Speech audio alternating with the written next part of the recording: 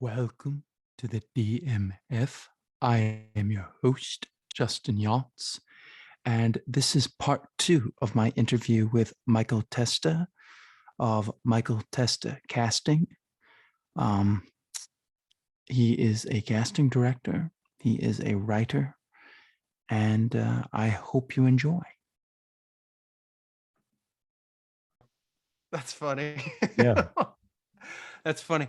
Let's talk a little bit about your writing process. Like, what Mhm. do you said you don't like to go through the 3-act structure. What There is you no just process. go? What I just is go. there something?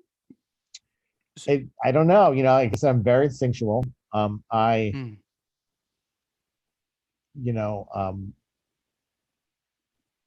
I do, I do like the structure of a deadline because it forces me to sort of at times down to write. But you know, I finished a horror script called Danny, and that literally came to me in.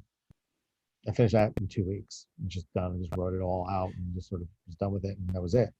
Um, and other ones sometimes take a little bit more time, but I just really go with the flow. I also very mood inspired. Like I'll listen to music that sort of gets me sort of in a certain mood for a certain script, a certain idea, and then I'll The just write. Shining, The Shining, The yeah, Shining. You listen to Shining's always ever present in my life. Um, yeah, I that? just go. I just go and see where the story takes me. Because I'm a firm believer that life and scripts have a life unto their own, and sort of Mm. the But story is there almost just for you to lay down the words in a sense, as opposed to you do sort you of like to do you like to start with an idea though? I mean, you just start with an idea, no, I or actually kind of start with no, a not mood. really. I start with A a mood, mood. and it's sort of Interesting. like then it kind of comes from there. Although it all depends. Like, I'll never forget. And Very Trent Reznor of a Nine Inch Nails. He pictures something and he says, "What would that place sound like?" yeah, And exactly. that's It's a little kind bit of of the same thing. Not to compare myself to the brilliance of Trent Reznor. However, I remember one point it's actually a script I'm writing now that's sort of in my head for a little bit. And I just now just started writing it. But I'll never forget. I was hiking with a friend at I forgot what trail, but he was describing an audition he had for an independent film that he was doing, and I remember him describing the film and saying to myself, "That's the stupidest idea for a movie I've ever heard of in my entire life. Like that makes no sense." And I said that out loud, kind of, that's stupid. I can think of a better idea right now, like as I'm hiking. And then like a minute later, I saw two dogs fighting over something, and all of a sudden, this movie just came right into my head. Like the whole character, the whole thing. Like literally by the end of the hike, I was not.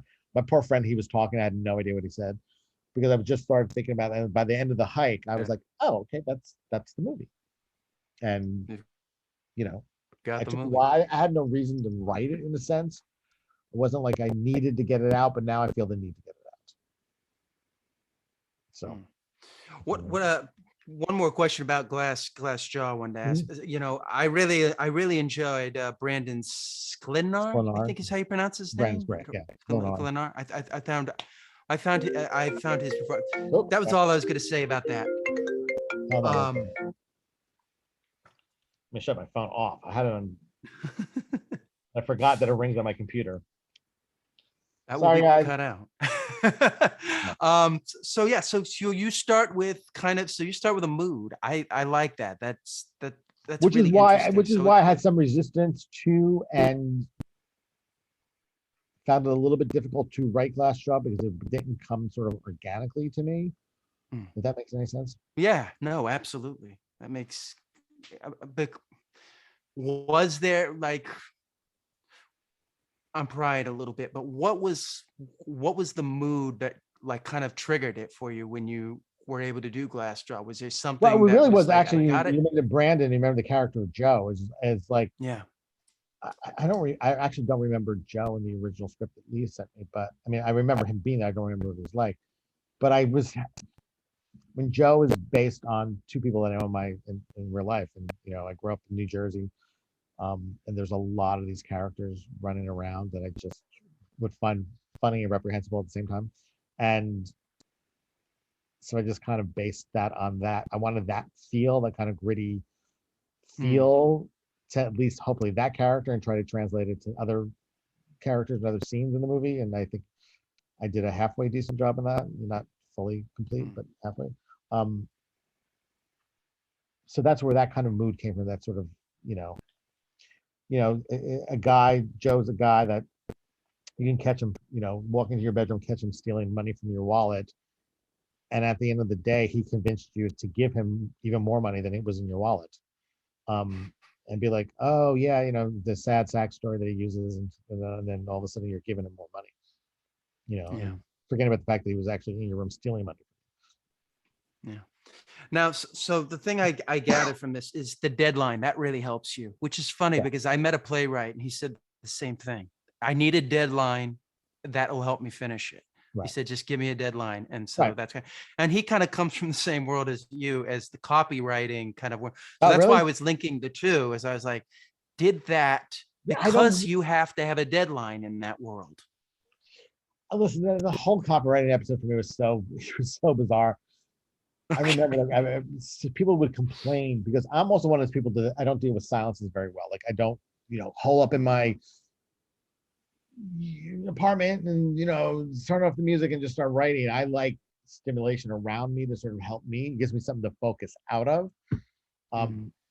And so I've always done my like homework in class and even college in the midst of talking to other people and doing it and listening to stuff. So I would, in copywriting, I go into my office and I blast music.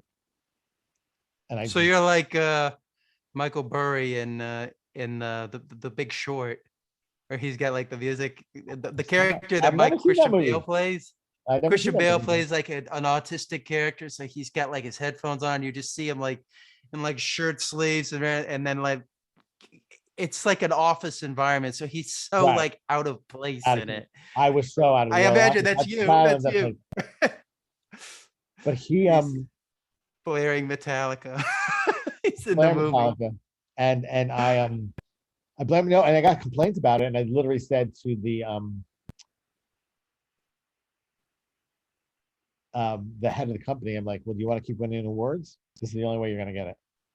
Like there's no, I can't, because we had brought the awards to the company for the very first time, and I couldn't. I was like, I can't work this way. I can't work any other way. So that's it. I love that. I love that about you, that you will go up to these superiors and be like, look, this is the only way it's going to be, and that's how it's going to be. There's a lot of people don't, and I think that's something a lot of people can learn from. Is sticking to your guns, and and that's what I see from the things. All right, so moving on, you're a big horror film guy. Yes. What horror films have you seen recently?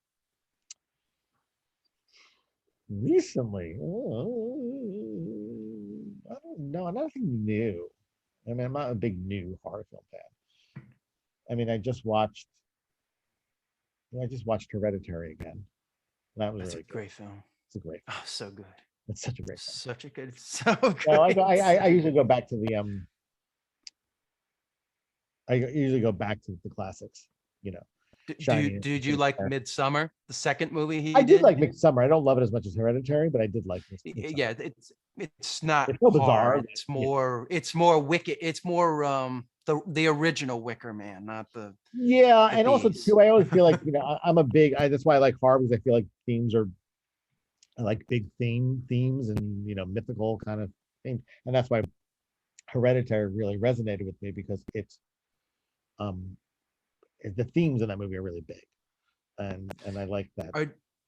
Are you excited for? I'm a big Cronenberg fan. Are you excited for his film? I am, and I got to be honest. His recent stuff does nothing for me, and so hopefully this will. You didn't like Cosmopolis? No. Or what was the one he did where he's in Hollywood and Julia Moore plays like the starlet that just yes. pain in the ass? I feel like they're off sort of like the Cronenberg path, Yeah. But old Cronenberg, I think The Brood is one of my favorite movies. So. Oh, that's so good. Scanners is so good. But it's something about The Brood and that whole. And I actually had it's so funny. I had a chance to audition Samantha Eggers, who plays the woman in that, and I was a huge fan. It was for Roswell, and it was the role of. Tell us about The Brood. Well, yeah, before no, you do your and I was scene. like, a fan. I was like, oh my god, it's Samantha Eggers, like, and people were like, what? And it was, but I started crying after I was because I read opposite. I just started crying because I was reading opposite Samantha Eggers, Oh and no. I think she stopped mid audition. She was like, "You crying?" I'm like, "Yeah, sorry." I'm so And happy to be here. yeah, I'm so happy to be here. That's But the role went to that's Cal Baker. great. Cal Baker. When I saw Brood, I saw it like in the IFC Center up in New York, and I remember leaving that theater and just like the disturbing creepiness that I just felt all through my body. It's like you don't get that with enough films. Films, I right? don't feel. That is an essentially creepy movie just because of the essence of it Oh and what yeah. Well, the it's idea of it. childbirth. It Well, right, touches goes on right what into childhood, Alien but did. also, I also think the sort of psychology behind psychology and psychiatry and Yeah. physical manifest. I'm very intrigued by the physical manifestation of internal um, hurt or rage or emotions. I'm And anxious to see what you would say about. I just saw this film last week. It's called Men. It's oh done yeah, by I heard Alex about that. Garland. Yeah. It's he's kind of taken a little bit of a Cronenberg I'll see. I detour mean, listen, in that film. I liked Deus Ex Machina. I Yeah, I liked hated his. Annihilation. I was like, what? Yeah, The flowers? I don't I get it. didn't hate it, but it wasn't my. It wasn't like Ex Machina where I felt like I was like, No, it where was not at has all. this movie It was, been? yeah, it was just like I didn't understand the whole flower. I was like, well, I'm lost. No, Yeah, I'm done with this. And I didn't think the acting was very good, quite frankly. yeah. It was that was I. Well, but see what This happens is when you have more in line with we that. have a misstep. For me, in my opinion, if you have a misstep like that after like your second film, then it's like, I don't know. Like, Yeah. Ari Aster, Hereditary, the Midsummer. Midsummer is not to me as special film as Hereditary, but it's not a misstep. It's not. Yeah, It really, absolutely. I agree. it's a really interesting film. Now you mentioned on some of your posts, I saw you mentioned Dead Ringers, which I got to tell you this story. I was in an acting class and we had to bring in scenes. I didn't bring that scene in, but I talked about what that movie was about. Uh-huh. And I had like walkouts in the class. And I've just kind of looked at my teacher and I'm like, are you serious? I But thought this was acting class. I mean, just because it's dealing with a gynecologist who's kind of, screwing with women, I'm like, right. but they're like, people are like walking out, like, how dare I even mention and so You're Dead kidding Ringers is me. kind of special to me. Oh yeah, yeah. Because I love that. I think that's one of Jeremy Irons' best Oh, films. right. It's great. Just so Cronenberg-esque and different. It's not really a horror film, but it's just voyeuristic. It's horrific. It's It's not really a horror film. It's yeah, horrific. Yeah, it no, it's really great. It's a is, and great it movie. just I Interesting. It's not. It's what I like about it too. It's not a very satisfying movie either. Like it doesn't. yeah. Oh, It just kind of like ends and doesn't. yeah. And that's so it's kind of linger. It kind of just lingers with you. And you're kind of like, did they both That's die? why. That's why. I mean, and also too. That's why I also think why The Shining really, really works. The Shining doesn't really end. That's the point. He doesn't Yeah. really die. He gets frozen. He's frozen in Well, time. you heard the I don't know if you heard the story, the original ending that Kubrick has pretty much destroyed and gotten rid of completely, Which the whole place where blows up. well no there was an original scene of them at a hospital and them Oh, saying they right, can't right, right. find the body, which I'm glad they cut that out. So I just think it was Yeah, no, I think it's redundant, and it's also you know. the image of him frozen sort of also Yeah. backs up the themes of the movie as well. It really just And then going back to the the picture. picture, Yeah, and no with one the really, Paul we Dooley. don't really leave. We don't really leave time, and it just sort of stays with us. And Yeah. right now, he's just Talk frozen. now. I gather from all the research I did that you're a big Stanley Kubrick guy. Yeah, What is it about? Is it because of the mood? I'm sensing a mood thing with it you. is about the mood, but to me, it's also true. It's funny. Everybody finds him as a sort of a describes him as a very cold clinical director, and I almost total opposite. I find his Yeah. movies really kind of very soulful on a whole different kind of level for me, and so that's Yeah. why I really enjoy the movies. I mean, technically they're as precise and as beautiful as possible. I also do like the idea that he always pushes the envelope in terms of technology. Barry Lyndon. Steady cam, Barry Lyndon, steady cam in the Shining, and that always intrigues me. But I like the movies because every time I watch a different one of his movies, I learn something different about the movie and about sort of what he's trying to say every single time. And I think The Shining is probably the best example of that. For me, it also too is one of the most analyzed, if not the most analyzed movie of all time. It's because there's so much going on, and stuff that you have to watch it over and over again to really kind of catch. Why do you think The Shining, when it came out, didn't get like kind of like what really happened with like Silence of the Lambs? Yeah, no, none of his Do you movies think that's whenever because they the came out. reviews killed it? His movies are tough. Yeah. His movies require you to work to watch them. His movies are not Yes, they ones do. that you have to go in and like, oh, let me be entertained, and that I mean, listen, Steven Spielberg is a brilliant director too, but I think that's sort of a mark of his movies. You can just go in there and be like, oh, I get carried away, not even Yeah. think, just go. Remember, Spielberg didn't like The Yeah, Shining. he said He he told didn't like it at first, told but now, Kubrick to his face. He said yeah, he thought that and then Nicholson was overacting. now he feels like it's it's a classic that he can't get away from because he thought about it, and his movies do require you to work when you watch them. Yeah. And that's my favorite type of film, is the one where it stays with me and I'm Mhm. thinking about it over and over again. And that is something that he does. I mean, you look at Full Metal Jacket. I mean, Clockwork Orange is one of my So, I mean, all his movies have stayed with you. Well, it's also true because I think the fact that the idea is that he, you know, everyone thinks he was precise and well thought out. And yes, that's very true. But when he apparently, because again, I never met him, never talked to him directly, obviously, but Would you be crying there? he would love to discover things on set. That's why he took so long. That's why he would do things over and over and over again. It wasn't because he was trying to get something, pinpoint something. He was trying to discover something as he was doing it, something new, some other idea that sort of maybe come through, and especially in the performances. And I feel like that discovery happens when you're watching it over and over again. You discover new things. So that's why I'm a huge fan, because I think it's all film to me is all about is really all about discovery, and I want to be just transported. the shots. He can't like Shot. The Shining, when he's just got the camera sitting there while Jack Nicholson's looking outside. Jack Torrance. Well, that's the is famous looking Kubrick, that's the outside the famous window. Kubrick shot. That's the And he famous just goes in. the Yeah, eyes, the Kubrick down like shot. this, Yeah. and looking up like that. That whole that's his The opening of A Clockwork Orange. right. It was Vincent D'Onofrio does a great interview about Full Metal Jacket, and that him and Stanley got along really, really well. Like, and Vincent really got him, and they got each other. And so he said they were doing the scene in the bathroom where Vincent D'Onofrio. He told us about it at Strasbourg.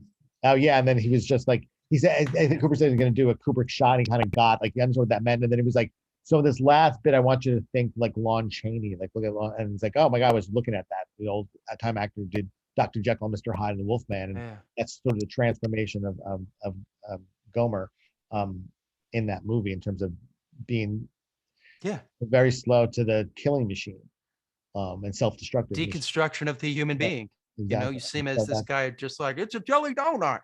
Yeah. And so, yeah, that's a great, that's, I mean, his films just exist on many different levels, which is why I enjoy them. I like what you said, though. His movies weren't very well reviewed when they came out. And that's something I think that a lot of people don't realize is that, he's never won an Oscar. Yeah, well, he got an honorary one, but he didn't get, like he didn't get one for it was like one of the last things he did was he filmed a speech thanking the Academy. He became very sick at that time. Right. I mean, right before the last thing he did was turn. Well, but it is something that he's never won. Like I always say this, like nothing against Irene Cara, who's probably a very nice person, but she's had an Oscar, and he's got an honorary one, but he doesn't have an Oscar for something specific, which always freaks me out. It always freaks me out. A Space Odyssey. That's another one that was like he moved the genre of science fiction forward in Well, ways that I don't think anyone was. it's still way ahead of any science fiction movie being done today. Yeah.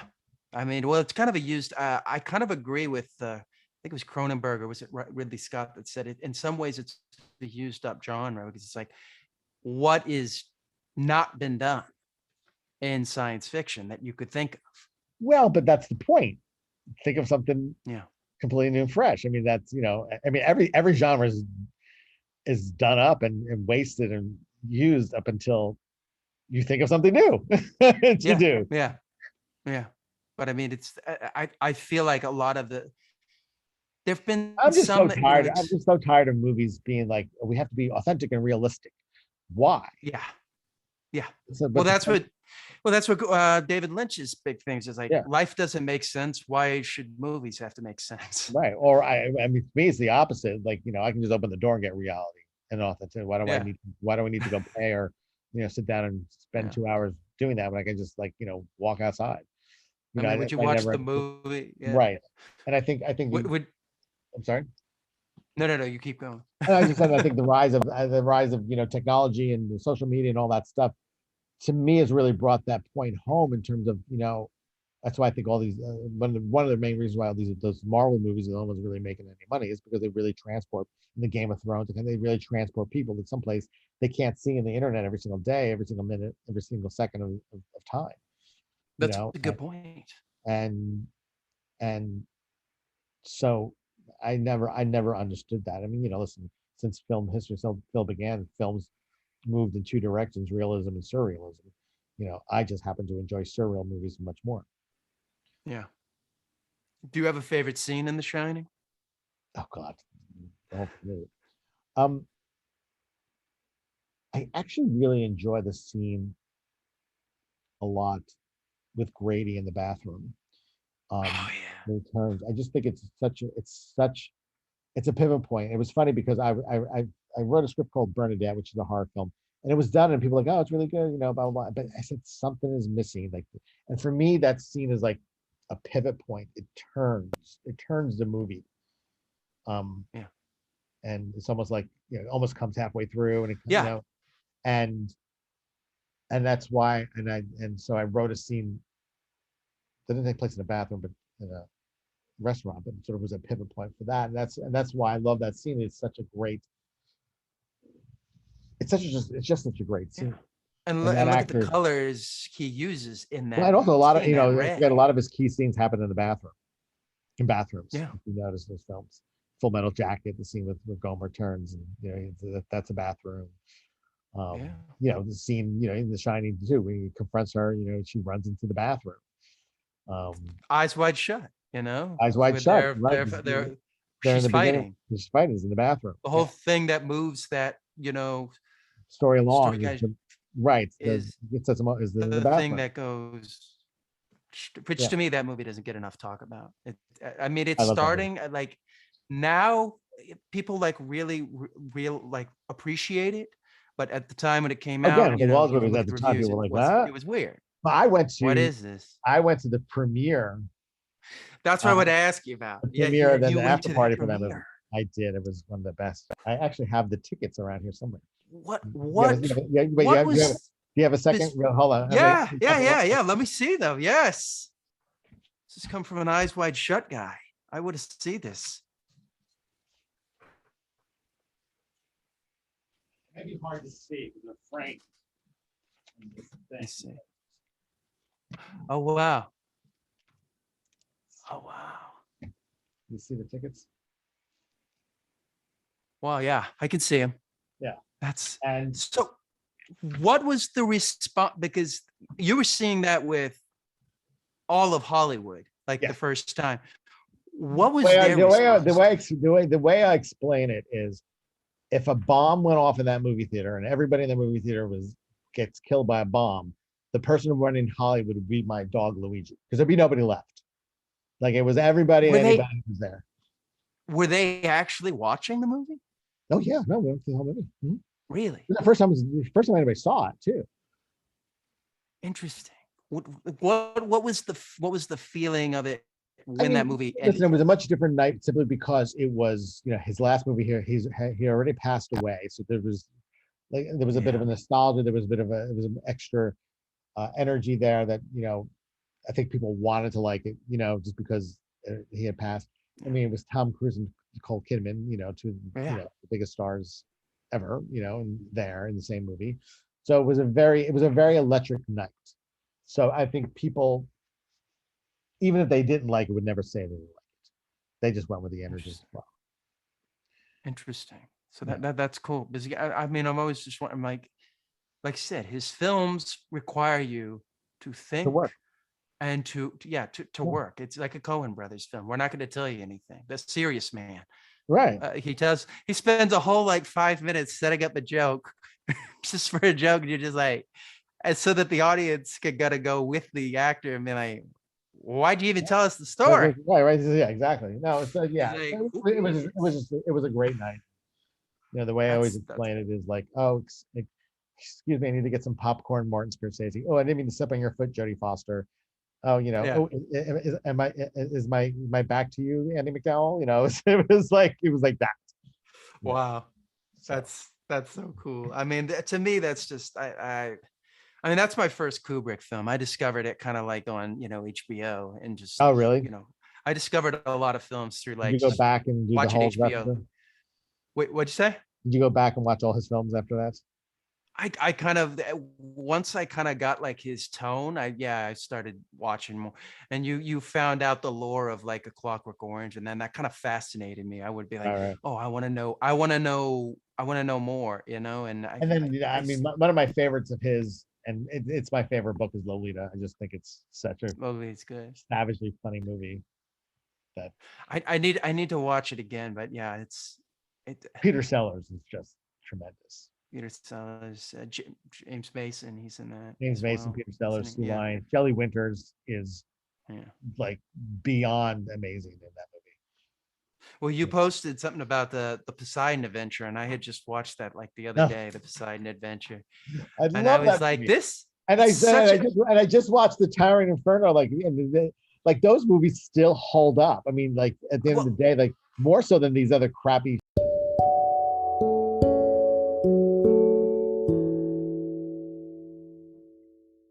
the, you know, the disaster Poseidon movies. Adventure follows kind of what like Jurassic Park did. They always filmed the people in a certain proscenium, so that it always felt like you were like looking at them. Oh, So right, right, right. Poseidon has like the camera's It's tilting both, like you're on a right. boat Yeah, until it stops when it goes underwater. yeah, uh-huh. And I was like, that's a great Great. No, setup. it's an extremely well-made movie. It's extremely well directed. Yeah, Everybody's really good in it too. It's a great movie. it Anybody who is. wants a good old-fashioned disaster movie and follow along, there's nothing better. In fact, it Oh, was funny. When I was doing Buddy Boy, I the one character, my director was like, I want somebody who you kind of know, it's been around for a while. You kind of know when you see their face, but you don't know their name. So I don't know why my mind went to Poseidon Adventure, but it did. And Shelley had, I think, passed away. But so I brought in Stella Stevens and Carol Lindley. Remember Carol Lindley? She was Noni. She was the one who sang the song, the Maureen McGovern song. oh yeah. Carol Lindley, and I brought in Stella Stevens, who was Mrs. Rogo, who was Ernest Borgnine's wife.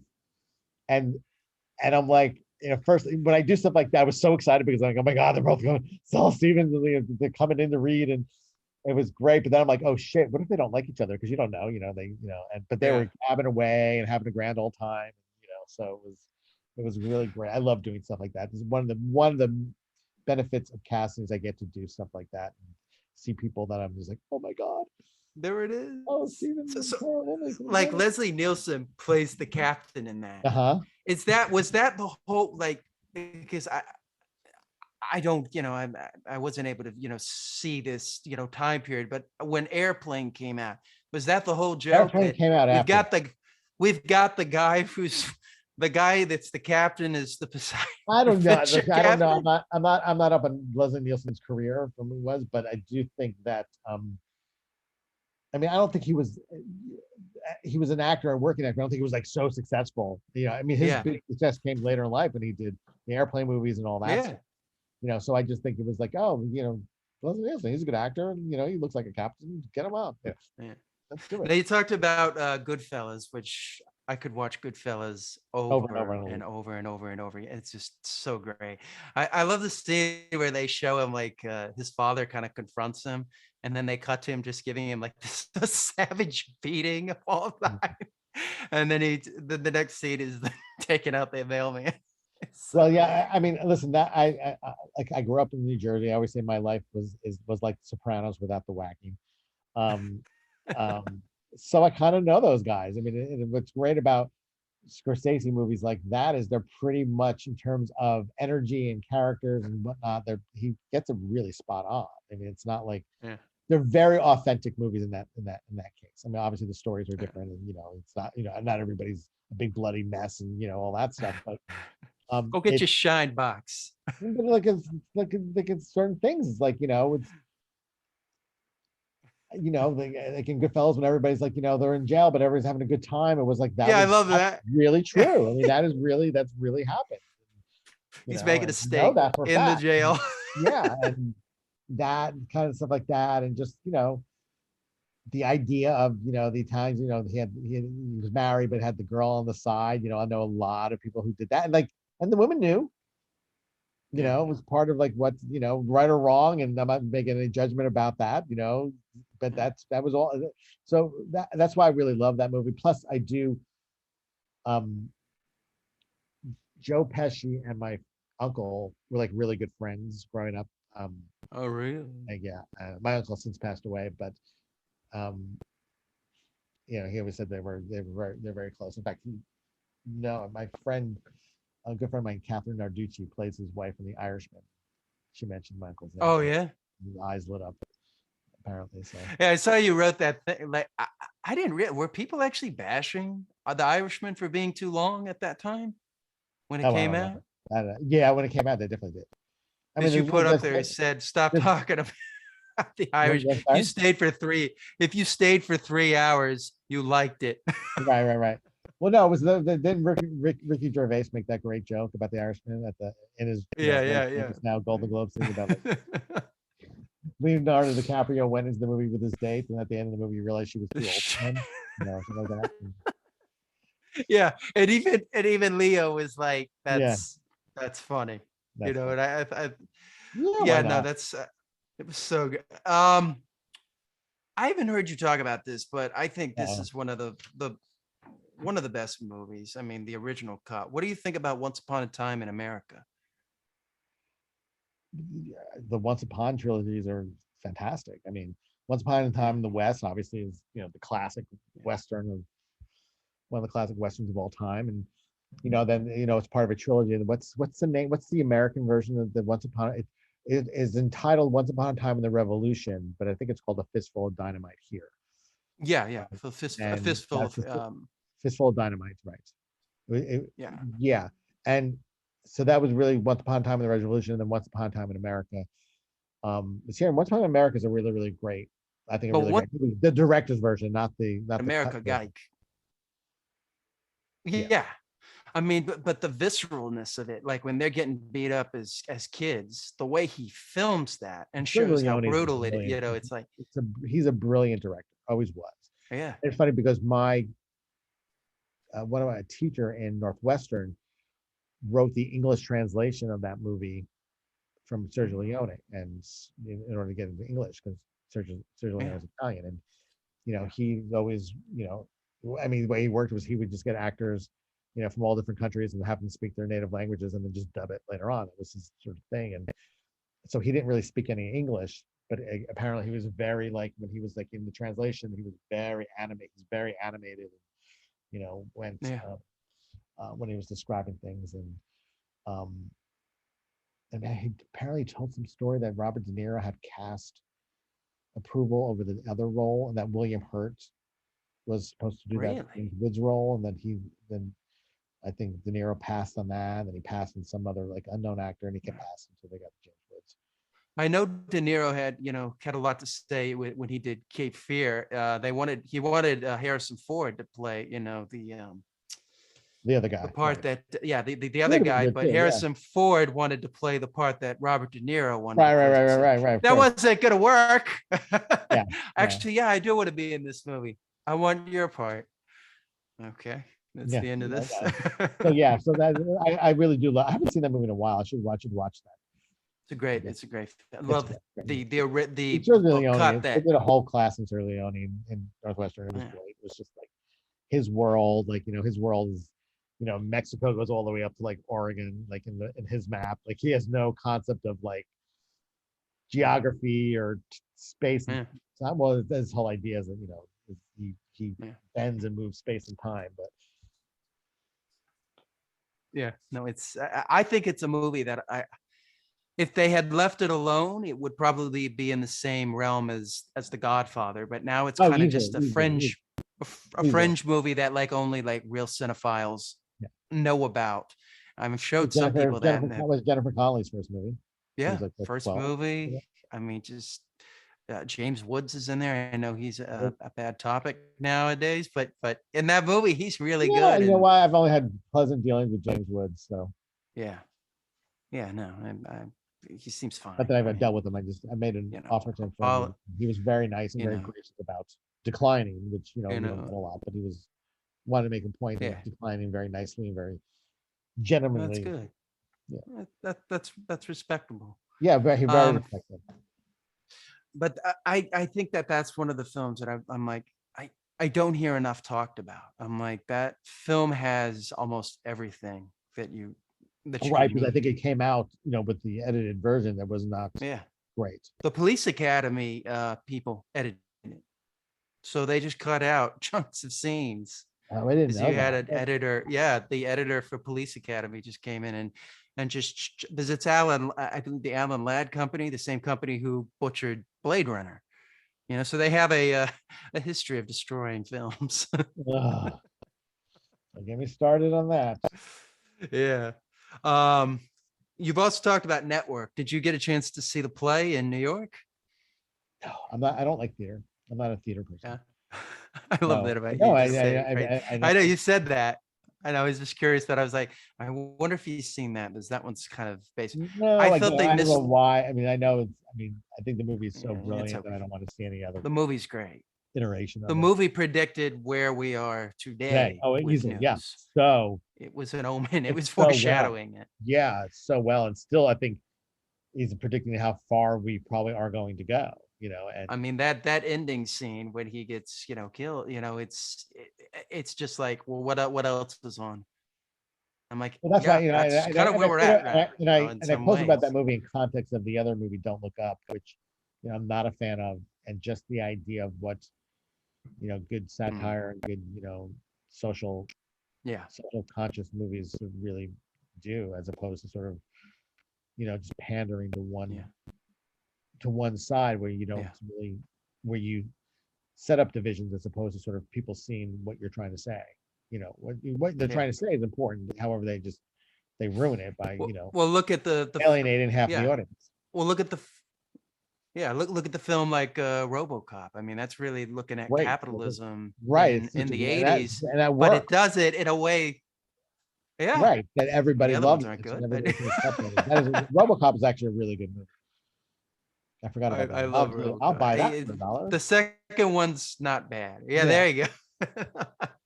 I'd buy that for a I'll buy dollar. that for a He's dollar. doing the thing, and they're all playing it off like everybody knows this joke in the movie, Right, even though like it's completely foreign. right, It's right. supposed to look like every other sitcom, and it's like just continued show. And I was like, that little touches like that are what like made Make that movies. Yeah, RoboCop film stand out. When they right. came back to do it, it's like they missed that the Well, that's humor what happens with most unintentionally. remakes. They don't really capture what the original. That's why I never said about making a remake of a movie that did really well. Find a movie Yeah. that didn't do as well, they had potential, and then remake it and make it better. That's my. No, That's let's not do that. Let's take the that's my audience thing. that's already built in, I know. and we'll do that. Repeat the Um, success of. so all right, let me get into we're wrapping up here. You're a big cooker. Tell Yeah. me about cooking. I don't know what you would say. I That's mean, I right. just cook, so I always have. So Or so you always have, and you just, yeah, my so mother just, was is it always kind of like, relaxing? it's very relaxing to me. But my mother would always be like, I come home from school, I want a snack. She'd go make it herself. Go, and so she always encouraged us to just go and be sort of creative and our own person in the kitchen. And um, I have a lot of neurotic tendencies, but one of them is um, an empty refrigerator. It just bothers me as is. Um, so that also spurs on my love for cooking, so because I have to use that before it goes bad, so let me just make that. So Hmm.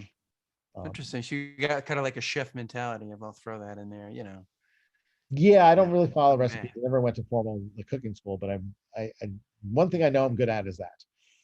cool. And it's fun, and in a really weird way, it's these jobs that we have here, and they kind of can linger on and move on. Cooking for me has a beginning, a middle, and an end. It has some sort of immediate feedback by either people who are eating it or not. And I like that aspect of it a lot. Do you have a beginning of the day routine? I ask this to everybody. Get up, uh, immediately make coffee, um, putz around, and then walk the dog, and then that's it. And then it starts. I'm up pretty All early right. too, so I'm an early riser. Do you Always have a was. nighttime? Do you have a nighttime routine? Watching General Hospital, and then probably gonna sleep. So Do you meditate? no, God, I'm the worst person to meditate. My mind, I tried it. Yeah. It just is not good. I could give you a 5-minute one that I think you'd like, All right, send it, but it's send up to it, you. send it to me. It's up Um, to you. yeah, no, it's just Interesting. it's not good. I don't, again, I don't also don't have a lot of patience sometimes. I Yeah. have and that sort of just drives up my anxious levels to new heights. What books are you reading right now? Really nothing. Here's the deal with the reading. No, I was a voracious reader when I was a kid, all the way through college and Yeah. after college, but like, 2 books a week, whatever. I'd Yeah. read and read and read constantly. And then honestly, one day I was trying to read some new stuff, and nothing was flowing my boat. I said, I'm done. I'm done reading. Like, I'm done. I'll read scripts, obviously, but I'm just done. I can't. Interesting. And so every I've once in heard a that. while, what? I've heard that. A lot of people have said that. Like they did so much reading in Got school my full and school, in like, the college. combination of, like, right. And It's again, like I'm done. I can say I was reading when I was really young. I was reading stuff when I was young that I should not have been reading, but my parents were just like, "Oh my God, he's reading. That's great." They didn't care. Like, they were Yeah. just like, they had no idea. I It's don't come reading The from. Shining. I did. I read The Shining at a really young age, way too young for me Yeah. that I should have. But they didn't know. My parents weren't, they weren't big readers. Yeah. So the act that one of their kids or somebody in the family was actually reading was just like, oh my God, and Yeah. and It's reading so pornography. well, that was funny too because I went through like a very kind of gothic Elizabethan kind of literature after I read Dracula, which I Mm. love. So I found this book. God, I forgot Dorian Gray. what. Dorian What? Gray. No, no, no, no, The no. picture of It Dorian was Gray. it was like a compilation of these.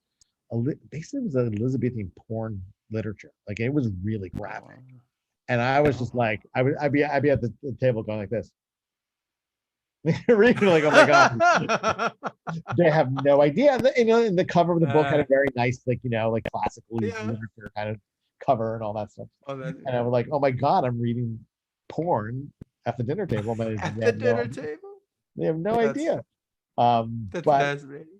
yeah, yeah. So I've read a lot. I went through periods like my true crime period, my biography period. That I was reading all about biographies, and but classical literature, horror books and all that stuff. So I'm pretty Yeah. well read.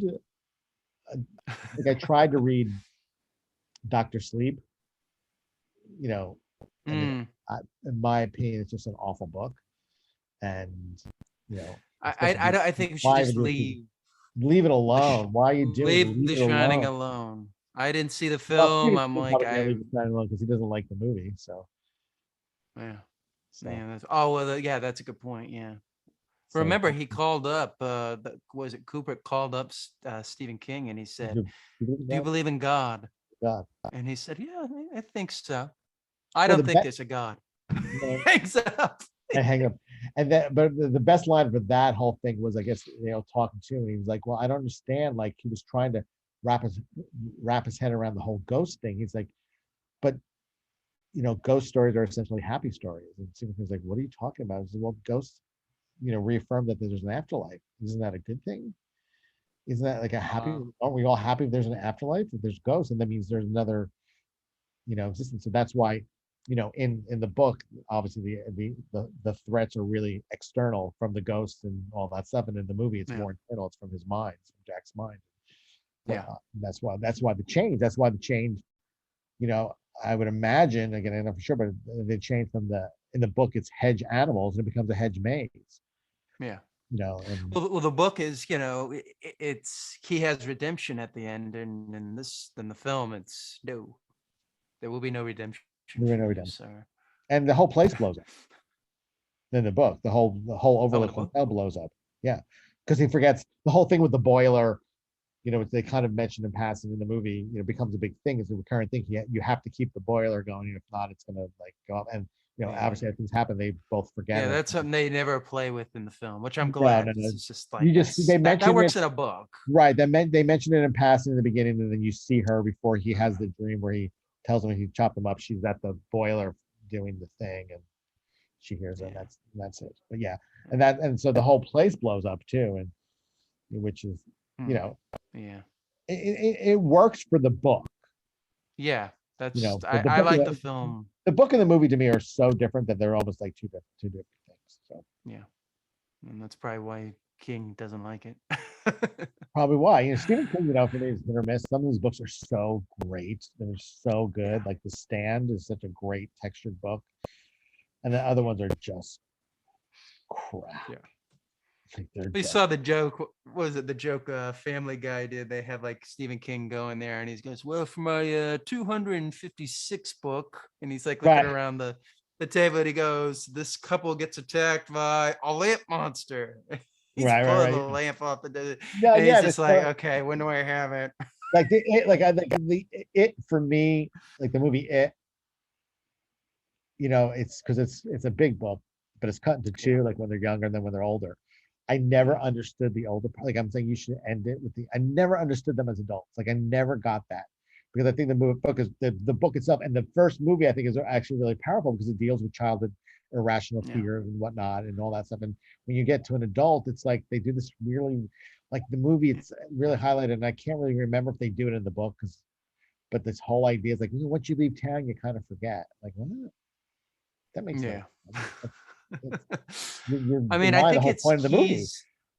he wants a lot of resolution. I think Stephen King at some Yes, he because does in a like that. book you kind of have to get, whereas Kubrick, no, Well, movies are resolution is, ambiguous. but see, that's to me has always been with horror, specifically the problem with horror is the need to explain. And it Yeah, always is. I don't want to. Whenever you explain, it never comes off as horrific or as interesting as what your mind is going with. Yeah, And then you're like, don't oh, really? explain. Yeah, It's it was like, what was it? It was the Stephen King thing on HBO, which is really good for the first, 9 episodes, The Outsider. It's really yeah. good. And then all of a sudden the last episode happens, you're like, it's like a giant spider? No, I don't understand. Like what?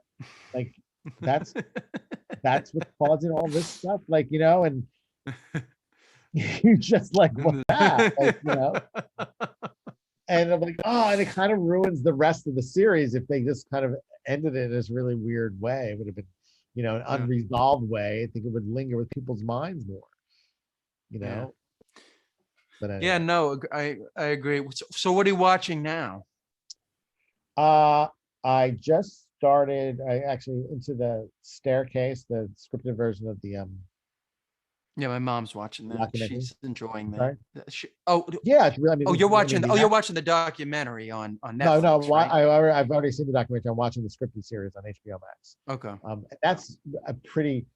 I mean, the actors in that movie are the actors. They got some. That's an incredible cast they got there, and whoever cast that, forgive me for not knowing. I should know, but did a a tremendous job. I mean, really just spot on. And Colin Firth is the guy. Like his mannerisms, his manner of speech. It's like, what? How is that somebody Yeah. that good?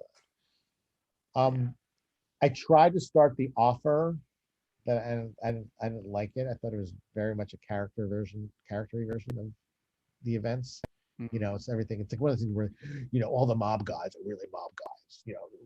Oh yeah, They're making The the Godfather. Godfather. Yeah, I don't There's want a to. scene where, like, I think in the second episode, where they're holding a rally, like an Italian American rally, and they're all up in the front row with like these suits on and like, da, da, da. You're like, They're trying to do the Godfather without doing the Godfather. yes. With in some what ways. I have to plug in because I'm going to lose power on my computer. Okay, all right, plug in real fast. And then, so I'm watching that. I started the Julia Childs show on HBO because I just love that actress, and Yeah. I'm fascinated by Julia that good? Childs. I think she's a unique American character. Do you think that'll be good? I like the first episode. Do you think it's good? I mean, it's Yeah? mild. It's entertaining. It's not like, not saying anything. Yeah. I mean, they try to put like this feminist spin on it now to keep it up to date, but it doesn't really Yeah. doesn't really resonate for the rest of the series. It's just, she was such an entertaining personality, as well as TV personality, as well as person, that it's hard not to watch. What else? Staircase, Under the Banner of Heaven. I've been trying to watch a little to. Can something happen besides the very first episode? That's what I don't like. And they cut back to like John Smith at the beginning of the Mormon Church, and it's like, this makes no sense. I don't want to go see people riding around in covered wagons. And it's a modern day murder mystery. It's like, who killed the girl? That's what I want to know. I don't care about the covered wagons with the whole thing. So. Did you like Twin Peaks when that came out? The very first season. And then I think, with a lot of David Lynch things, it can be too much of an inside joke, too much of inside of his own mind that just makes no sense. And just like Terrence Malick. And that a little of that goes, a lot of that goes a very short way. Like it's not, once you lose something like that, or you lost that, and it's hard to get back. And even if you get it back, you've lost something. So the first season, I thought it was really good. And then I think it just, for me, went off the rails a little bit in the second season. What did you watch The Return? I did not. They did?